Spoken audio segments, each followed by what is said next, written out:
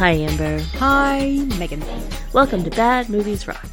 Thank you, Megan. Megan, welcome to Bad Movies Rock, where we, your dear podcasting friends, That's us. we watch movies. Oftentimes, they're movies that critics, in aggregate, have maligned. They've given them scores that would not pass your traditional university course. Yes. And we say, hey, let's take another look at these babies. Let's see if maybe these are gorgeous, gorgeous gems that everyone should be watching. They could be. They could be. Conversely, they could be bad. They could be truly just as bad as the critics say. But I will ask you this.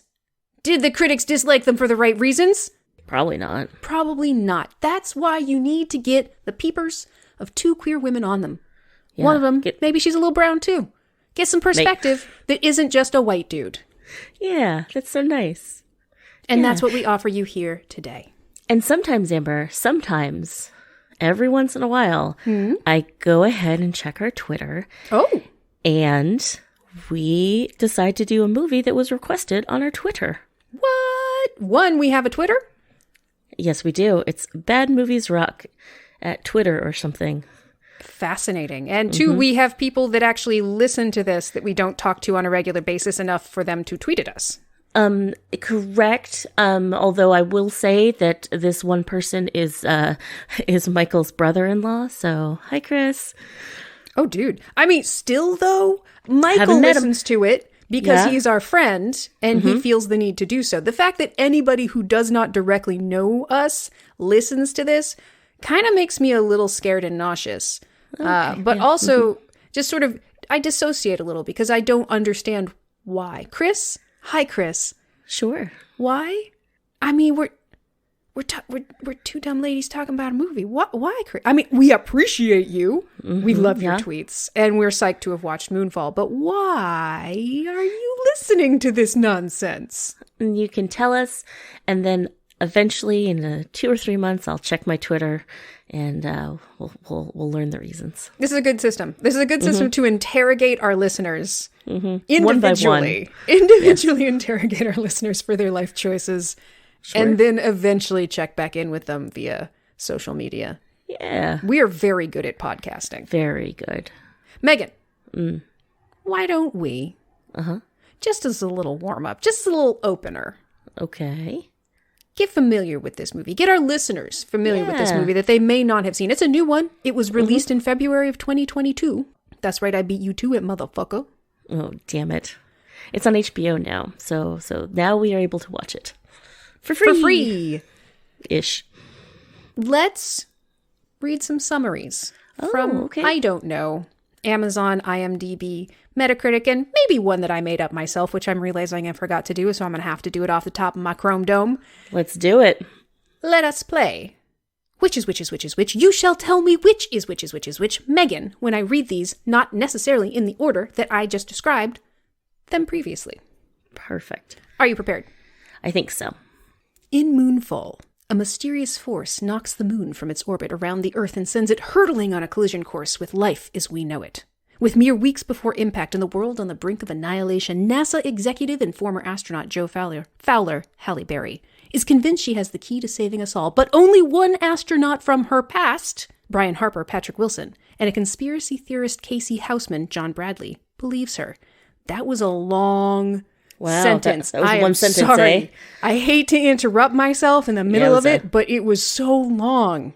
These unlikely heroes will mount an impossible last-ditch mission into space, leaving behind everyone they love, only to find that our moon is not what we think it is.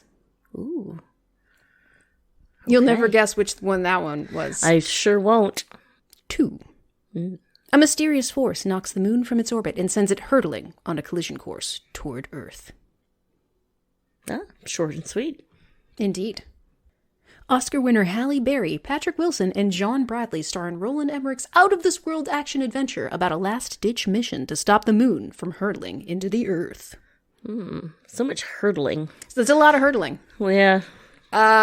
And the fourth one, it's like Independence Day and Armageddon had a baby, except we're the aliens and also maybe God. And our Armageddon baby is the Terminator, and all of humanity is Linda Hamilton. Yeah, no, that sums it up nicely. Okay. Who knows which one that one was, Megan? Who knows? Which? It's gotta be. It's just gotta be Metacritic. Yeah. And then probably IMDb, then Amazon, then Amber. It's creepy. It's so creepy that you can tell the difference. When IMDb and Amazon are so similar, it's a crapshoot. Mm-hmm. And yet you're usually right. So creepy. I feel like IMDb doesn't often list the people who are in it. That is a very fair point, yes. Which is my clue that it's probably either Metacritic or Amazon, and then Metacritic always prattles on now, don't they? You make an excellent point. Delightful, Amber. Thank you very much. Yes, this is essentially like Independence Day, Armageddon, and Terminator squished into one movie. Squished. I mean, that's not at all what that's for, but I'm always on board to say that or something like it. Amber, what did Metacritic have to say besides that long-winded explanation of the movie? I got lost in that sentence. 41 for the critics, 44 for the users. Okay. We're at 36 for the critics and 70 for the users on Rotten Tomatoes. Okay. Yeah. Rotten Tomatoes users. Big fans of Roland Emmerich and the disaster movie. I guess so. There are a lot of positive reviews. Mm-hmm. One through line for a handful of them, unsurprisingly including one from the New Yorker, it's a lot of CGI and action, but, Emmerich clearly really likes it, and also fuck Marvel. There's kind of a fuck Marvel undertone to the positive reviews. I'm trying to think. Let's go for the New Yorker one. The best parts of Moonfall feel like a sharp and cogent reproach to the corporate stolidity of the Marvel Cinematic Universe and other superhero franchise movies. The ridiculous proves occasionally sublime. Really, one, very approachable Richard Brody of The New Yorker. Just a very approachable review for fucking Moonfall. And two, you can't say that this movie is good because it's not a superhero movie and thereby create this false dichotomy that somehow superhero movies are trash and anything made with love and a massive budget is gold. Yeah. I get that you might be tired of Marvel movies. I am too. But that doesn't mean they are all garbage just because they're being churned out by Disney en masse. Also, one doesn't have to watch them if they don't want to. I think the critics actually kind of do. Well, maybe they shouldn't be critics anymore then, eh? You're not wrong. You have to be able to sift through all of it, the wheat and the chaff, and value both. Yeah. In their own special ways, unless they're truly garbage. I'm looking at you fucking sausage party. Oh, fuck you, motherfucker. Anywho. There's some references to Don't Look Up. Yeah. I think some people do get at what I think was my biggest disappointment with this movie is, here it is. Richard Roper. Moonfall is a kind of film that doesn't take itself seriously and yet really doesn't have a sense of humor about the ludicrous nature of its very existence. Yeah. This movie would have been pretty freaking great. Yeah. If it just injected some it takes itself way too seriously. And if it injected some self-awareness into how absurdly it just ticks all the disaster movie tropes without actually creating any depth or true well-roundedness to its own story or characters, it would be so funny. It doesn't even have to be fourth wall breaking Deadpool level meta conversation. No. It could just be some self-awareness into, okay, we only have 28 minutes. That just gives us enough time to each of us have our own individual heartfelt conversations with the person we're leaving behind that the audience has barely had any time to get to know or understand why we value so much other than that there are blood relations. Right. Yep. Yeah, there's a line of that in my reviews as well. This film is totally stupid, but perhaps not stupid enough. Or Moonfall is bad, but the wrong kind of bad, because everything is formula, fails to hold up to its end of the bargain. So, yeah, I think that, and that was maybe, okay, it's been a long time since I've seen Independence Day, but I feel like Independence Day had a little bit of that self-awareness that, like...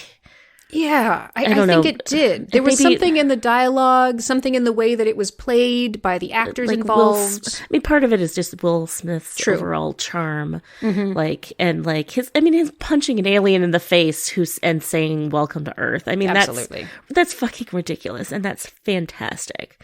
And Jeff Goldblum. I mean, Jeff Yes, Goldblum of course. adds Jurassic Park, Independence Day. He shows up. He does his job, and that job is in part to constantly remind you that you are watching a silly movie. Yeah. Yep. A lot of them mention it's a very good disaster movie. Some of them are huge fans of Rope Emmerich. Some of them are huge fans specifically of his disaster genre. 2012 came up in a lot of reviews. They didn't feel like this was as good, but they thought the sci-fi elements were pretty solid. The effects were very good. He creates a big spectacle, and they appreciated that. But the movie, the story itself is very silly. A lot of them definitely note that in the end it gets balls out silly and just goes for it.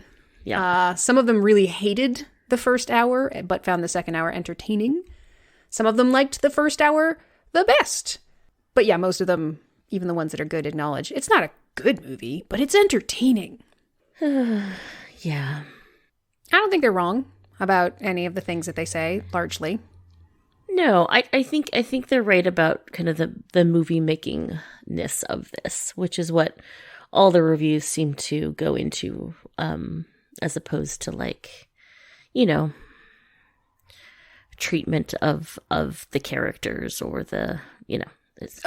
You mean, yeah, no one talks about how great a job Halle Berry did with her wonderful character. It's more the actors were game to try and make their characters interesting, but that's not what this movie was ever going to be about. No. It's going to be about the moon hunting us on the Earth, like Jaws. And this is where they missed. They missed so hard, Amber, because there were a couple laugh out loud, and it was in my brain. I did it to myself because but like every once in a while, the moon would like be way too big in the sky and like come up over the horizon, and it was like a dunna dunna dunna, like it was like the moon was coming for us. Yeah, and that's because it was, Megan. And that is hilarious. That's fucking hilarious. And if that's you had fantastic. Done a different, more self-aware music cue, it was still a music cue, but it wasn't. If you just leaned a little bit more into, okay, we're showing the moon stalking the planet as it comes for us. It could have been, we're in on the joke too. We're making a big budget disaster movie that's a little tongue in cheek. This could have been brilliant. Right. You wouldn't have like, I'm not saying go full force into camp. Like Independence Day was not full into camp. No. It was campy, but it wasn't camp. Yeah. Like I'm saying just anyway. Well. Yeah, anyway. But there are lots of things that the critics missed saying. Yes, at least as far as we're concerned, since all we read are the blurbs on Metacritic and Rotten Tomatoes. So Megan, let's get into the nitty-gritty of Moonfall. Okay. So this movie's long. It's super long. And it doesn't need to be. It starts out with actually like a relatively short, interesting vignette even that happens like essentially 10 minutes before 10 years before most of the movie takes place. This is probably some of the best character work in the movie. Yeah. Yep. They, it's a little clunky, but they establish through dialogue, the familiarity of this team. It's a 3-person team working together in space. Clearly they've been up before. They know each other well. 2 of them clearly have a long-standing relationship. One went to the other one's wedding. They prefer their work spouse status to what appears to be the new guy who they're still quite friendly with. And he sort of shakes his head at their silliness and bickering. And it's good. And they're in space. And it's beautifully shot. And it is. It's great, and then a disaster strikes, and you don't know what it is, but it's a little creepy and definitely kind of extraterrestrially, and it's well done. It draws you into the movie, and then the movie nosedives so hard from there into character interpersonal drama. Yeah. Yep, absolutely. Like you've got there's this image of the space shuttle like spinning, and like wrapping one of the characters like by his tether like to him by like, and then like the power going out and have to manually stop the shuttle. Like there was all really cool imagery there. And him just calling for the person who was, he tried to reach him. His tether broke and he couldn't breathe. He was leaking oxygen, but he had to address the ship because Halle Berry was inside and unconscious. And he kept calling for him. And he wasn't there. And then he said to Halle Berry's unconscious body, I'm going to get you home. And we don't see that part because he just does. No. And then he stands by the story of something came and attacked the ship. Mm-hmm. Like, you're an idiot and you caused this. And his wife leaves him presumably because of this thing. I guess so. And he loses his job and he's a laughingstock. And then flash forward 10 years? I believe so, yeah. To the dude's son, who's now grown, being involved in a car chase. Yeah. Which, yeah. It serves no purpose except for us to get that he's either a bad kid or upset, and now he's in jail, and even the new stepdad's money can't get him out of jail, and now he's in a place that like he can't get out of, so when things go terribly wrong they have to go get him, I guess. Ordinarily, a movie that actually gave a shit about its characters and wanted to establish them and the emotional connections and their reasons for doing things. We don't know why that kid stole that car. We don't know why he ran from the police. We are told that the contraband in the car was his friend's. We don't know why he was with his friend, or if he... It basically is trying to say, he's a good kid. He wouldn't do drugs or run from the police, but his friend wasn't a good kid, and he panicked, and he did a dopey thing. Right. While also kind of suggesting that he's a bit off the rails, but in a very non-specific way. And in a way that blames the father, who may or may not be estranged, but clearly still cares about the son. It is so both generic and poorly fleshed out without any detail that is just, good kid did bad thing, father not with family but loves, wife mad at father, found new man, he schmuck, he rich schmuck. Yeah, you know, exactly. a la Taken. Right, yeah. Yeah, absolutely. That's exactly what it kind of sets up. And that's it. There's no more to it. There's no depth there. And eventually we also establish that the son might have resentments to the stepfather, but then in the movie, the only resentments that come up are you cheesed off to Aspen without me when you couldn't get me out of jail and disaster struck. Right. And the weird thing is he's only mad at his stepfather, but not at his mother, who also went to Aspen? Right. Yep. And also, dude, like, you have two sisters who also need to be protected, so... And if maybe one parent was going to stay behind, maybe it should have been your mom. Yeah. And he could have gone with the daughters to get them to safety. But, okay, we're mad at him. And then it makes it an excuse for them to have dialogue with each other of, I don't want you to hate me, I don't hate you. And then the stepfather dies later, and we're supposed to think... At least they reconciled or something. It's so... We want to hit notes. Yeah. So we're doing as little heavy lifting as possible to be able to have the scenes. But we're doing no work to justify the scenes or make them anything other than bizarre filler. Well, we're way more interested in what the fuck is going on with the goddamn moon. Right.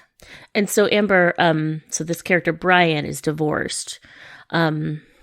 And then Brian, right. So sorry. Patrick Wilson, We have made no effort to tell you who's in this movie or who they are. We have Patrick Wilson is Brian Harper. He's the astronaut on the original mission who is disgraced.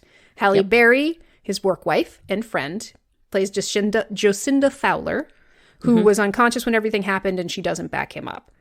She still works for NASA. Michael Pena plays Tom Lopez, the stepfather. And... Charlie Plummer's the son.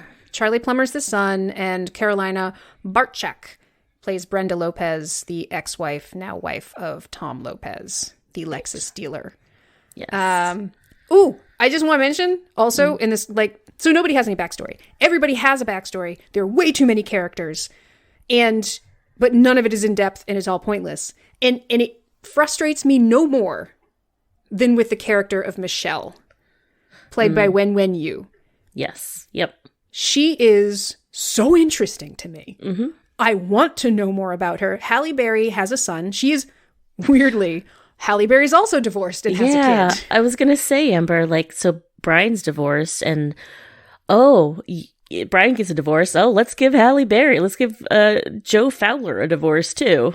What gives a character complicated motivations when they have to go do a heroic job, but also care about what happens on this earth that's being hunted by the moon? Well, a child. And also the fallout drama of being divorced, I guess. Yeah, I guess so. Let's just give them both that. Yep. But Halle Berry's, Jacinda lives with Michelle.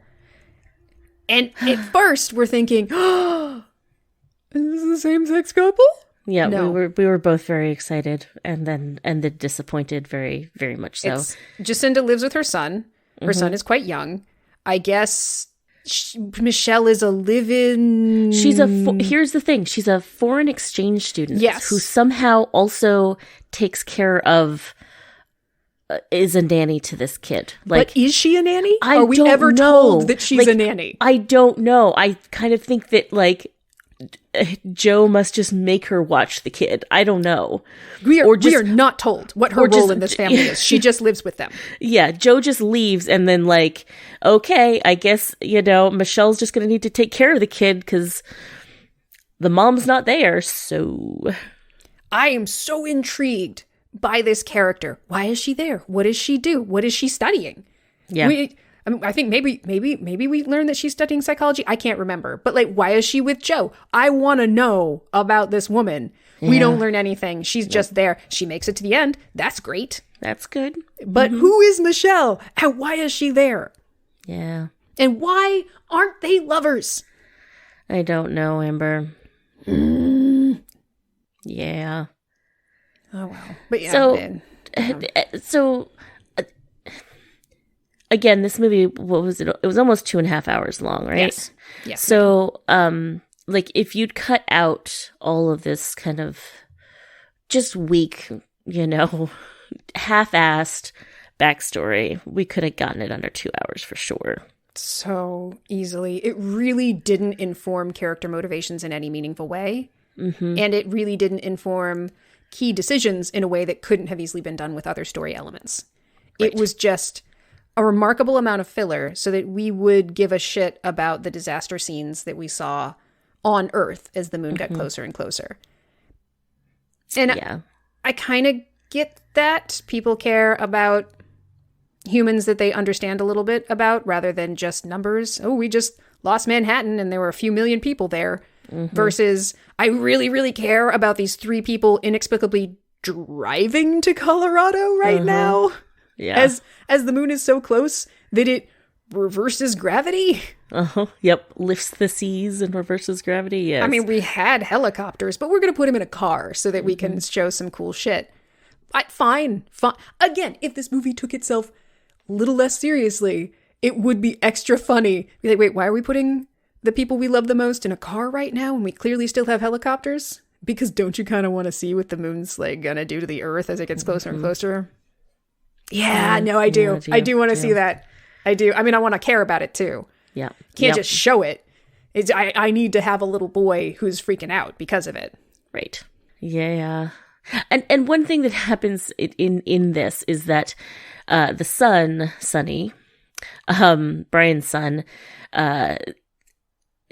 Brian gets Sonny out of jail because Brian has agreed to help with all this, moon hunting business.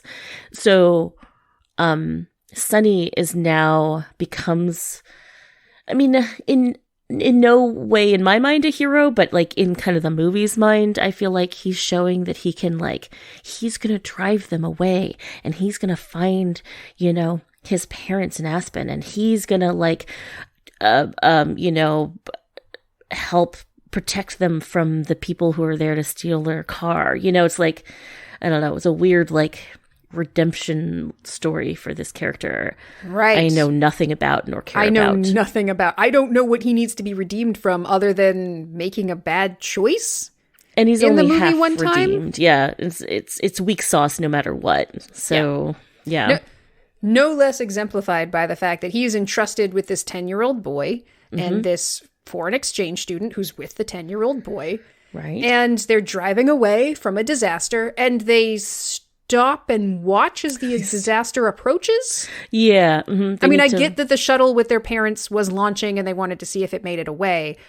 But also you can see this massive wave of destruction coming towards you, and you still stopped the car and got watched. Out. You stopped the car, got out, and watched it.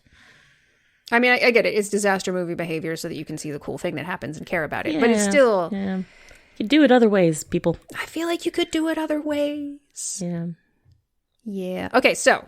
Characters and their backstories. They exist, and the fact that they exist makes us sad because they don't really exist. There's no there. Right. I also want to talk about the main story of this movie. Right. So... a unexplained, possibly alien thing happens in 10 years before most of the movie takes place, Amber. And we see it. We see this thing. We see it. It attacks them. It's like this nanite cloud. Yep. And then after it attacks them, it lands on the moon and starts a drilling. And there's a big plume of smoke coming up from the drilling into the moon. Yep. At which point we go back to Earth at this point, and we see Brian being disgraced as a NASA employee, and we find out later that it's not that they didn't believe him; they just needed a fall guy, essentially. So they needed to cover it up. They didn't want people to know that he was right. Yes, because actually, Megan, how do we learn? Anything. How do we learn anything about the mysteries? Because we do learn that they not only knew about this already, but had known there was some hinky shit going on with the moon the second they landed on it in the 60s. Yeah, Amber. Well, the most logical way, which is Donald Sutherland enters the movie for literally 2 minutes, spouts everything we need to know about kind of the history of this and the fact that it was a cover-up, and that they tried to do they had a plan for dealing with it, but then that plan ran out of funding, and so they just kind of turned their backs on it. And then he leaves to go shoot himself because he can't handle the fact that the moon is hunting them. So, a standard way. Your classic Donald Sutherland off to kill himself later info dump. Yeah. So, cool. Because of course, Halle Berry's Jocinda is put in charge of everything after her boss just cheeses off, thinking, I'm gonna keep my family safe. There's no way we can stop this. She's like, we should try. And he's like, fine. Here's a magic key that gives you clearance. Go to this specific place. And I guess he just hopes that Donald Sutherland will show up before he shoots himself in the head and tell her everything she needs to know. Right. And by the way, folks, this is all happening. We already know that the moon is now spiraling closer and closer to us. So there's such a time, there's a ticking clock on this already. And he sends her off to solve a mystery. It's like, great. Good. Perfect. Go dig through the classified stacks and find the thing. So we learned that they knew. And we learned that when they learned that the moon was a thing, they were struck by how technologically advanced it was compared to them. So it's not just that it lost funding. There also seemed to be a certain level of ennui about their chances of being able to do anything to combat this unknown, super advanced threat. It's like, they're so much better at us at stuff, and we can try and make a thing, but it's so expensive. And the more I think about the icky fact that they're better at stuff than us, and if they come for us, we're probably screwed, the less I like it and want to spend money on it. So what if I just pretended? Yeah. And then the icky feeling goes away. Yeah, and we don't have to think about it. And then it's not doing anything now, so it probably won't ever do anything. And then when it does something, specifically something shows up that's super technologically advanced, they have actual video of it from the helmet camera, and Brian tells them exactly where it lands. And if you look, you can see something happening exactly in that spot. And they're like, oh, okay, we could, unscrap this really expensive project that we're still not. I mean, that thing looked even more technologically advanced than the moon thing. And I feel even ickier now when I think about it. And it's so expensive still. I did like the whole not thinking about it thing that I did before. Really cheap, and I felt better immediately. Right. So this is where our Don't Look Up movie comparisons come to it. Let's not think about it. It'll be fine if we don't think about it. Which is how we get caught with no ships to go up and try and deal with this. No finished weapons-based solution. Nope. Like it is literally can't do nothing. We started working on an EMP, didn't get finished. Don't know if it'll work. And also there's no shuttle. So we have to scramble for like a museum shuttle, finish the EMP, and then scrape together a crew and resources to launch this thing as the moon gets closer and closer and closer. Mm-hmm. I mean, and some shit is happening. Cities are being drowned by tidal waves, and the tide is coming in. Billions are dying. Yes, absolutely. And you said that they got a space shuttle out of a museum? Yeah, Megan. And they just launched that museum space shuttle. Well, at first, they were going to launch it. But then an earthquake happened because of the moon. And then they lost one of the engines. They're like, well, we can't launch it. And they sent everybody home. Like, immediately. They immediately gave up. And then they went and talked to, the scientists who could have figured out what they maybe could have done. And it turns out the scientists had already figured out what maybe could have been done. Sure. And it turns out because the moon is so close now, you don't actually need all those that damn much. engines. Yeah. Yeah, you just have to wait until the moon is exactly in a specific spot, and it'll help pull you up out of the atmosphere. And so then they have a ragtag group of people who go into space. And and Amber, so you also said the moon thing. So this is a separate moon thing than the attacking aliens at the beginning of the movie. Yeah, because they're not aliens, they're technology, Megan. Right. So what is this moon thing you speak of, and how do we learn about it? Okay. Well, we first learn about it from John Bradley's character, Casey Houseman, but we'll get into him later.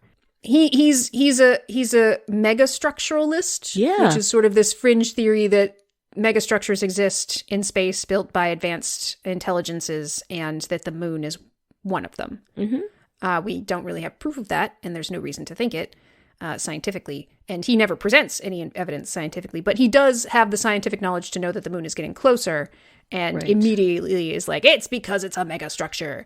And by megastructure, you literally mean that the moon is built by someone else.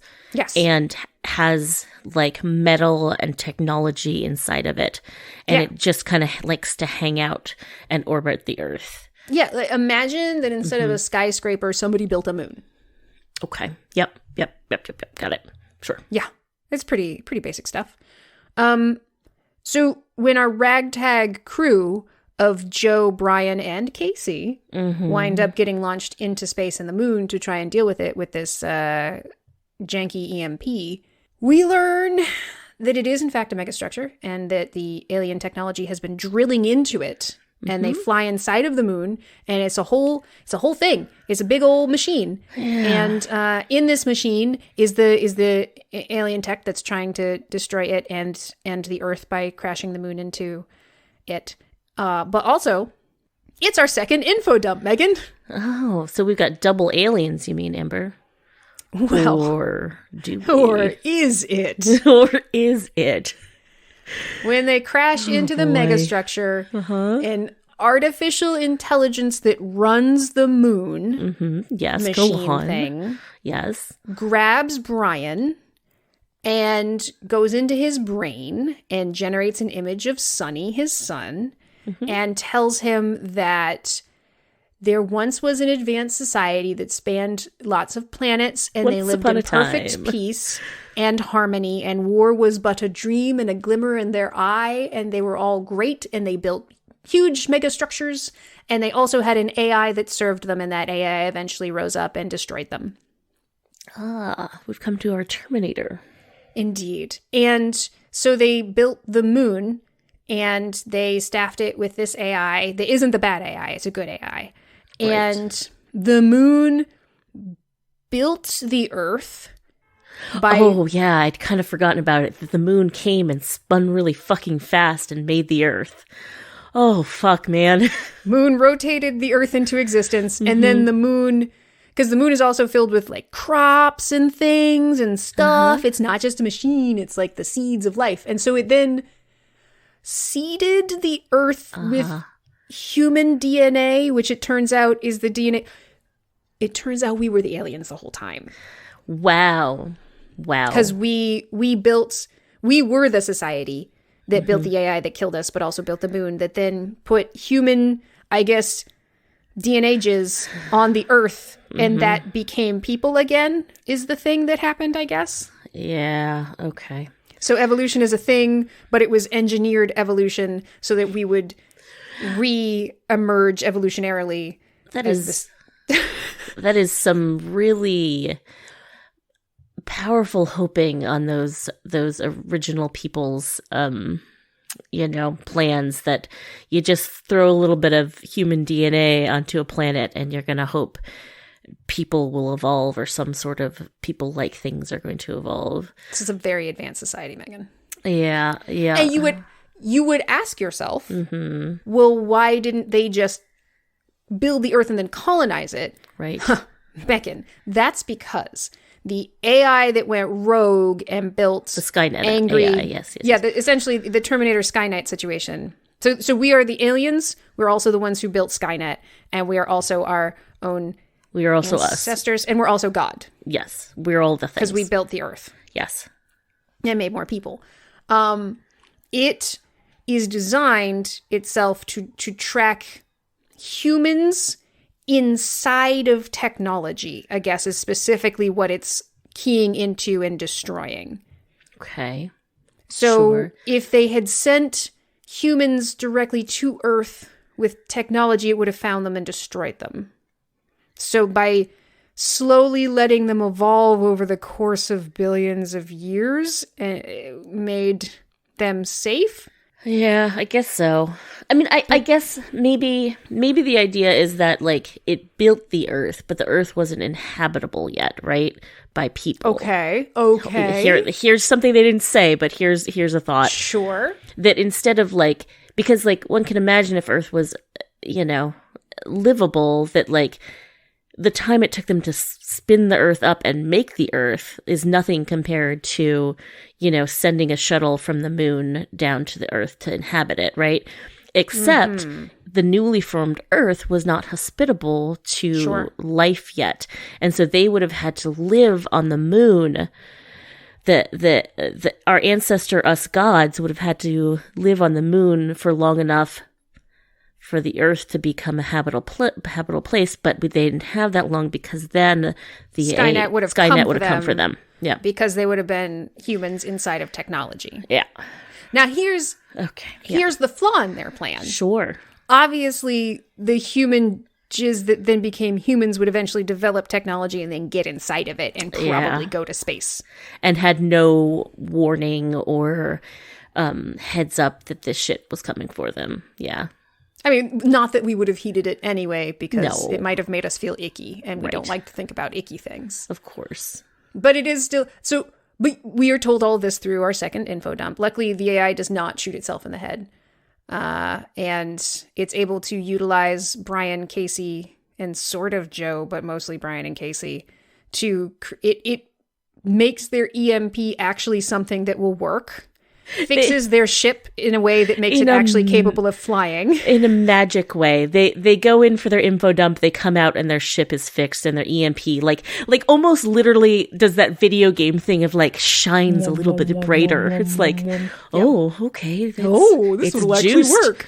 Yeah. but one of them will have to stay behind to activate it Armageddon style. Right, because you need human inside the technology for it to even want to come for you. Yeah. Shucks, Amber. Who's going to do this? Aw, shucks. Well, Brian's going to do it because he's the one who got the info dump. Yeah, that makes sense. And he's the one who the moon gave the ability to completely interface with all of the moon's technology. Mm-hmm. Yeah, that makes sense. Okay. But it turns out Casey decides to be the hero. Yeah, Joe and Brian bicker about who should go long enough that Casey actually just fucking goes and does it. Does the damn thing. So let's talk about Casey, Megan. Oh, do we have to? Well, Casey is sort of the soul of the movie. Yeah. Based on what we see on the screen, it really seems to be a lot of effort. We put a lot into Brian and Sunny. Too much. I mean, without actually fleshing anything out, but we gave it a lot of screen time. But we also gave Casey just a lot of... He's the comedic heart. He's the beating love of all that's happening. He loves that the moon is a megastructure, and he's so nerding out for all the things, and he's passionate and quirky, and we love Casey, right? No, not me. But we're supposed to love Casey. Here's the thing. I think we really are supposed to love Casey, and he is kind of the only bright thing on the screen, because like Halle Berry, as much as I love her, has nothing to work with, and her character is so self-serious and actually probably gets less screen time than any of the other ones. So like we don't really get to know her except that like she's a mom. She's there and she's a boss. Mom. And she's mad at Brian for some reason, even though it turns out he was right and she threw him under the bus. Right. And she doesn't... Brian gets a heroic moment. Casey gets a heroic moment. Both of them get vindicated in having people poo-poo them. Right. She reacts to things and is there. Yeah. She sure is. Is mostly Joe's character flatline? I'm going to say flatline. It's sort of just goes from here to there, as opposed to arcing and creating any sort of general... And she gets handed things, which is disappointing, right? Like now you're in charge now, because I don't want to be anymore. Yeah. Here's the information anyone could use to do a thing. Right. Off you pop. Yep. I'm Donald Sutherland. I'm in here for 2 minutes, and you're a body that's in this room. Let me say what I was going to say no matter what. Yeah. Yep. But it's not any knowledge that she possesses that helps the mission exist. It's more just her gumption and her willingness to keep trying. And that she's not alone in that. She's in charge by default. She immediately gives up when the engine goes down, which actually causes problems for everyone. So immediately. She's just hearing the news that the engine's down, and she like automatically gets on the loudspeaker and sends everybody home. And to be fair, shit's about to go down. Sure, and so everyone who gets to leave has a chance of maybe surviving, except no one is going to survive when the moon hits the Earth. Yeah. But okay. She's not a bad character. She's just a nothing burger character. There is once again no there for her. Yeah, which is a bummer. It's a super bummer.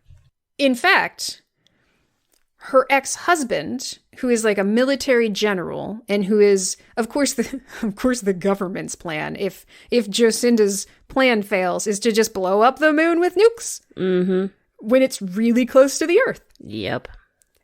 And they're all hiding in a bunker with a bunch of selective people, because that's always what happens with these things. And he gets a heroic moment. Yes. Where he stops the launch from happening. Right. And then leaves the room just before the room is destroyed. So he gets a fun, heroic moment where he does the right thing, even because he trusts her, but also more because his son is outside and he knows he will die immediately in the nuclear holocaust if there's any chance of him surviving. Right. So he gets a more interesting character move than she does. Her big moment is that Brian's unconscious this time and she gets to fly him home. Yeah. I mean, she went up. Sure. But like, which is good. But yeah, she went up with other people, and they didn't make, whatever. Yeah. She didn't get to make any moves. She didn't, nothing important happened because, nothing really that important happened because of who she is, what she knows, what she can do, what she believes. It was more, she was a body, and she was the one that was there to have the thing happen too. Yeah. It's a bit of a bummer. But Casey, Megan. But Casey, we're supposed to love Casey, and boy, ever do I hate him, and boy, was I disappointed that he was right about anything, let alone everything. So why do we hate Casey? I know why I hate Casey. It took me a while of talking around it to realize why I hate Casey. Yeah. I hated Casey because he ties in really well with sort of a mishmash of Jeff Goldblum and what's-his-face's character from Independence Day. Mm-hmm. I really should have looked up the name at this point. He's the pilot who winds up flying the airship into the alien ship and blowing it up. Yeah. It's Quaid. Is it Randy Quaid? Randy Quaid, yeah. Eccentric alcohol former fighter pilot insists he's abducted by aliens. Blah, blah, blah. Yeah, Randy Quaid. Russell Case. It's like a mix of those two things. Casey is a scientist. Kind of. He calls himself a doctor, but he's not. He breaks into university property to get moon measurements because he believes it's a megastructure and wants to prove it. He cares for his elderly mother who has dementia and has a cat. He works at a fast food restaurant because he's not really a student or a scientist. But he's such a hard worker. And the problem I have with Casey's character is similar to the problem I had with Dennis Quaid's character. Mm-hmm. Here is a person who in no way makes any effort to act in a way that will actually get people to listen to you. Yeah.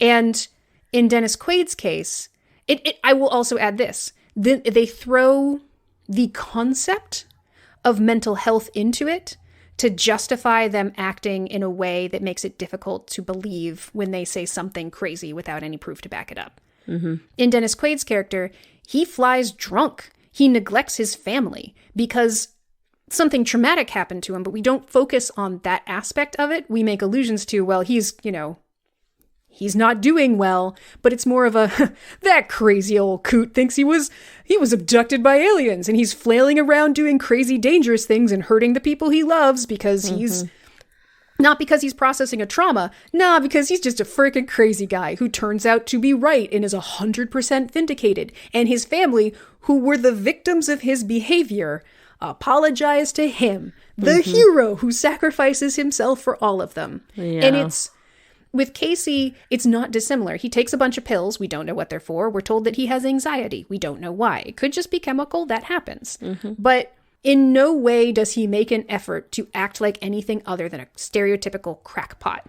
Mm-hmm. When he talks to people, it's far too intense. When he throws information at people, it comes a mile a minute and half the time isn't actually backed up. He just makes these claims about what megastructures are, why the moon would be one, why they exist. Who knows who built them? But they will definitely have a white dwarf star inside of them powering them. How do I know this? Carl Sagan. I don't know. I'm just going to throw out some names. Mm-hmm. He's throwing papers at people and showing up. He doesn't make any effort to be believable. Right. And, well, we're supposed to identify with that person, the underdog, the one who's, maybe not stacked with muscles and maybe has some, they've got anxiety and they're not. Too often, it is a white dude. Mm-hmm. And they are making no effort to act in a way that makes it easy for people to believe them or communicate with them. And I'm not saying they have to, and I'm not saying somebody needs to conform, but I am saying, I don't know, as a queer brown woman, I am expected at all times that if I want to be listened to, I must be calm, cogent, and well-spoken. I cannot show any sort of emotion, regardless of what I'm talking about. And half the time what I'm talking about is bad shit that's happening, often to me or one of the groups I identify with. And I have to spend a lot of time and energy proving that the house I'm standing in is on fire. Mm-hmm. And I would like it put out, please. And I'm not going to say it's directly your fault, but you're not helping. Yeah. And I can't actually talk about that part. I can't talk about putting the fire out first because I have to explain to you that the fire exists in the first place. Right. But I can't get mad about it. Don't be hysterical about it. Don't do it. I can't get hysterical. Woman. Or, even in, here's something that's unrelated directly, but just popped into my head because that's how my brain works. This will make no sense to anybody, but I have Ehlers-Danlos syndrome. I was not diagnosed until my mid-20s. Mm-hmm. Women often take about 16 years from the onset of symptoms to diagnosis. Men, it takes 4. Same symptoms. It's upsetting. Yeah. Often, and it has a larger occurrence often in women, but for some reason it takes 4 times as long to diagnose us. Yep. Because we do not present in the way that gets us... Yeah.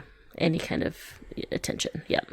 So when I see a character like Casey, who is just popping off about crazy shit and acting squirrely and not really trying to communicate effectively, and he is 100% right, 100% vindicated, the soul and heart and comedic relief of the movie, and at the end sacrifices himself and then becomes immortal because the moon downloads his consciousness and wants it to work with him. That might as well happen. It drives me fucking crazy. It just, it rankles. It rankles to see, like, here's this heroic, silly, quirky white guy. He was right the whole time. You shouldn't judge a book by its cover or the way it talks to you or acts as a person. And I'm like, everybody's judging me by my cover, and no matter how I act, still like a 50-50 chance they're going to disregard what I have to say. Yeah.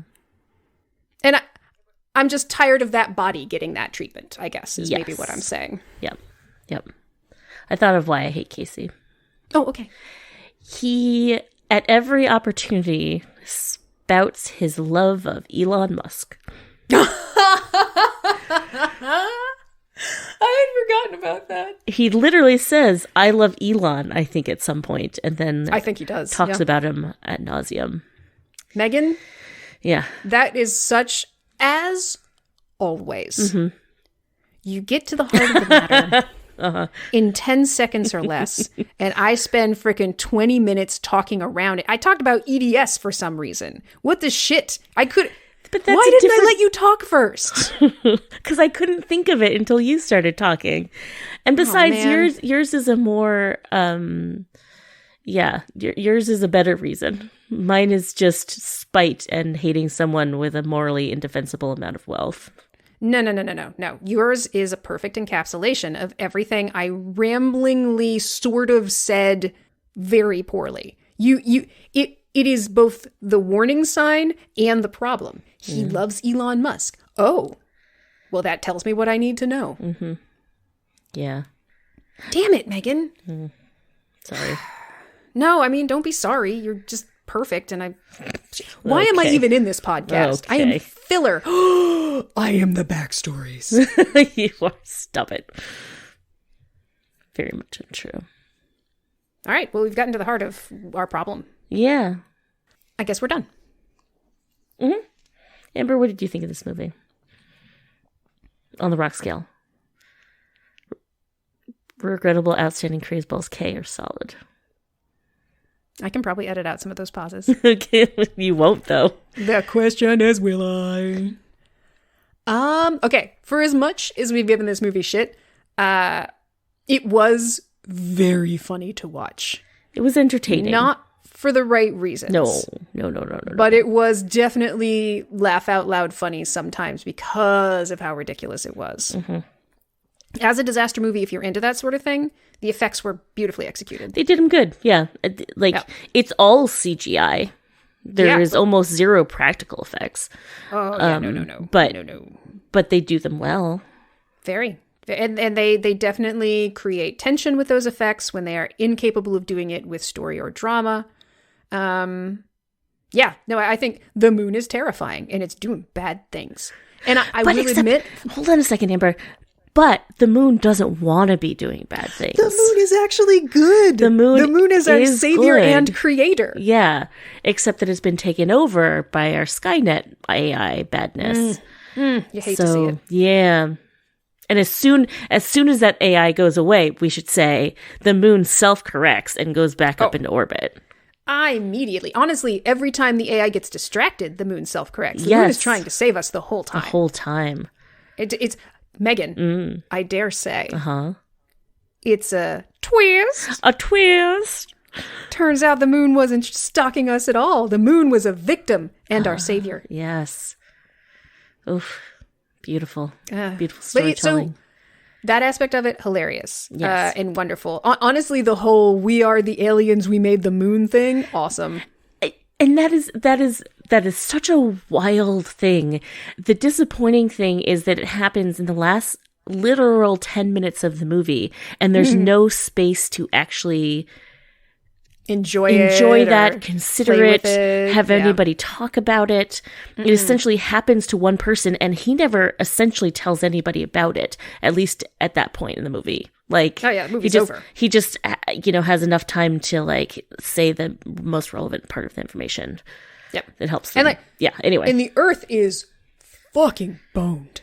Oh, yeah. What's been happening? Our ragtag group of intrepid moonologists are up there trying to fix things is oceans have been lifted into the air. Oxygen has been removed from the atmosphere repeatedly. Birds fall dead from the sky. It is earthquakes and tsunamis, and there are not many people left. And even so, the devastation that has happened on the surface of the planet will make what happens next truly harrowing. Mm-hmm. So I'm actually interested, what's Casey and the Moon gonna do? Because it kind of seems like maybe they're gonna try and help things. I want to see that. Yeah. What are they gonna get up to? And they're like, what's that? I want to see that movie. Yeah. Moon Megastructure Shenanigans, starring Casey and the Moon. Yeah. So there's some good little seeds in here. It's not a complete... So definitely crazeballs. Mm-hmm. Not regrettable, I would say. No, there's nothing in here that is truly, like... I hate the way they treat Halle Berry's character, but it's just poor story writing. It's not... Yeah. It doesn't seem to be intentional. Brian's character is not that much better, No, so, it's not. There you go. It's not really an issue of inequality. Character decisions are truly dumb, and we don't lose many people. So like there's so it's Crazeballs K crazy, but like low end K. Yeah. I wouldn't necessarily recommend it unless you like disaster movies or just kind of enjoy a silly train wreck of a story. Right. Yep. And we've of course ruined all the fun twists for you, but most of the movie doesn't involve them. Yeah, true. So that was Moonfall. Great. Well done, us. Yes. Megan. Yes, Amber. Do Anissa's story. Okay. This was when I was in Vermont, and I was driving around with both Maddie and Abby. And Abby happened to just be talking about, she's essentially on like a monologue about her personality and how she liked her personality and how she's never gonna change her personality or who she is, and that she felt like she's a good person. And it was very sweet, and also like very much a monologue coming from the back of the like unprompted. It was adorable. And then Maddie at some point says, "You are going to change," and like. There's this Maddie-Abby dynamic where they're super sweet to each other, but they do like to get under each other's skin. And just as Abby was gonna like start to be like, Maddie, Maddie says, "You are gonna change. Wait for the perfect amount of comedic timing into your bathing suit."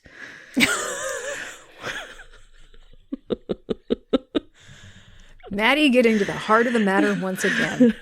And it's a little bit, it was unclear to me, like, I think she just heard the word change and knew that we were going to go swimming and we would change into our bathing suits. So I don't think she meant it to be as funny as it was, but it was very, very good comic timing. Wow. Mm-hmm. That's a beautiful moment. Yeah, it's delightful. Every aspect of it, just the musings on the sense of self, sort of meta narrative on the kind of person you think you are, and the realization that staying static is definitely the best choice. I think at 5 you've definitely peaked. Mm-hmm, yep. And then Maddie, but you are going to change, which on its face sounds very prophetic. She gets it. Yeah. Somehow at the tender age of not quite 3, she's like, but you will change. I know this, for I am a prophet, and I have seen what is to come. You will be wearing a bathing suit within the next hour. Toot sweet. Mm-hmm. Yes. Awesome. Amber, do you have a recommendation? I recommend that people get onto Netflix and go watch Lou before they listen to our next episode. Oh, yeah. Yep. Watch yourself some Lou, because we're going to talk about it. We gonna talk about Lou on the Netflix. So you only have yourself to blame if you were caught flat-footed and want to watch it, but didn't watch it before we ruined all of it for you. We've already watched it. Yes. So this is not necessarily me saying you should watch it because it's amazing, nor am I saying stay away from it. I'm just saying we are going to talk about it. Okay. So you have been warned. You've got at least a week. Mm-hmm. Megan, do you have a recommendation? I would like to recommend Return to Monkey Island. Aw. Yeah, it's it just came out last weekend. One can get it on Steam.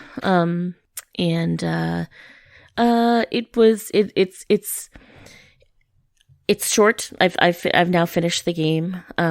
It does a lot of fan service. There are a lot of things, so this is if you never played the Monkey Islands, it's like a story-based game where you kind of got to solve these different puzzles. Like sometimes you're like, putting pictures in a picture frame and then using that picture frame to prove that you know somebody, or like then you gotta use two monocles to make a magnifying glass so that you can see something. So it's like you get this inventory and you kind of got to like think about how you want to use it in order to move the story along. The nice thing, if you ever play the earlier Monkey Islands, is like sometimes you would just get fucking stuck. And like this was back like in the 90s, and so there weren't like walkthroughs on Polygon that you could go to, so you would be fucking stuck and you'd have to go back and like redo everything you've done and try something different, which had its own that has its own like, I don't know, place in history and charm to it. Like Dan nostalgia. And I sitting at Dave Nell's house, like fucking going back and seeing what we can get for the parrot to do, because we need the parrot to do a thing for us. God, I tried all those things, but did you try this? No, I did. Wait, did I? Did I? Let's just try it again. Yep. It now has a couple things that can help you with that. One is you can like press down the tab button and it will show you everything you can interact with on the screen. So like you're not going to miss something.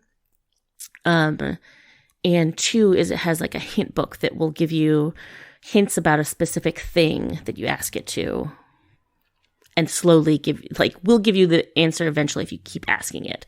So it's a nice combo of like not having to, like, I don't really want to go through a walkthrough because that's not the point of the game, but sometimes I need just a little push to say like, hey, that's what you want to do. So anyway, yeah, Monkey Island, Return to Monkey Island. Excellent. Yes. Good work. Popcorn. Good work you. Good work me. Good work Popcorn. Popcorn's very excited in the back. Apparently so. Mm-hmm. All right. Well, let's call it. We pushed over an hour again. Maybe I can take some of that down. But dang, we are not getting any better at doing shorter episodes. No, we're not. Amber, I'd like to close how I always do by saying... This isn't helping with the problem that I just lined out. There's a bad moon on the rise. Okay. It's a little on the nose, and you've abandoned your rock theme. It's the bad part. We're getting to the bad part, Amber. Come on. No, you can't just switch it up to bad because you ran out of rock. You freaking ran the rock well dry. Okay. And now you just... Okay, then, Amber. Everything has a natural explanation. The moon is not a god, but a great rock, and the sun a hot rock. Okay, that actually the sun is not. It's an incandescent gas, a gigantic nuclear furnace. Yes. Hydrogen is formed into helium at a temperature of millions of degrees. Yep. And also the moon is in fact a god and not a rock at all. It's a mega structure. So fuck you, that guy who said that. Mic drop, motherfucker. Amber out. Moon is gone. Bye, Amber. Bye, Megan.